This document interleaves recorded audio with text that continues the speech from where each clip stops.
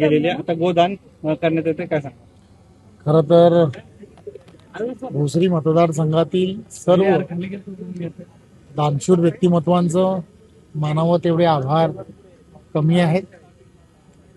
प्रत्येक वेळेला ज्या वेळेला महाराष्ट्रामध्ये संकट येतं त्या वेळेला भोसरी मतदारसंघातील असणारे सर्व दानशूर व्यक्तिमत्व, महेशजी लांडगे असतील, त्यांच्या बरोबर असणारे सर्व या भागातील नगरसेवक असतील, त्यांच्याबरोबर असणारे सर्व उद्योगपती असतील, ही सर्वजण, शत्रुघ्न काटेजी असतील, ही सर्व मंडळी ही सातत्याने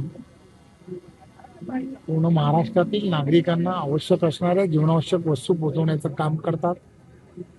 पूर्वी कोल्हापूरमध्ये झाले, कोल्हापूर सांगलीमध्ये ज्यावेळेला पूर आला होता तेव्हा असेल, चिपळूणमध्ये आलेल्या पुराच्या वेळेलाही असेल, किंवा आत्ता मराठवाड्यामध्ये जे संकट आलं त्या संकटामध्ये सरकार मायबाप म्हणून तिथल्या असणाऱ्या नागरिकांच्या पाठीशी उभे राहतच, परंतु भोसरी मतदारसंघामध्ये सुद्धा जीवनावश्यक वस्तूंचं जवळजवळ 51 ट्रक्स भरून त्या ठिकाणी पाठवल्या.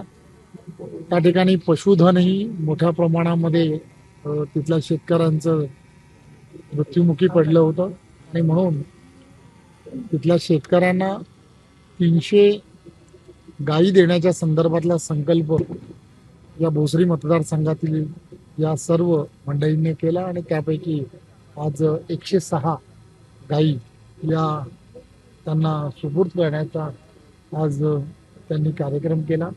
खरं तर मला या कार्यक्रमाला बोलवलं एक फार मोठं आणि पुण्याचं काम आहे असं मला वाटतं.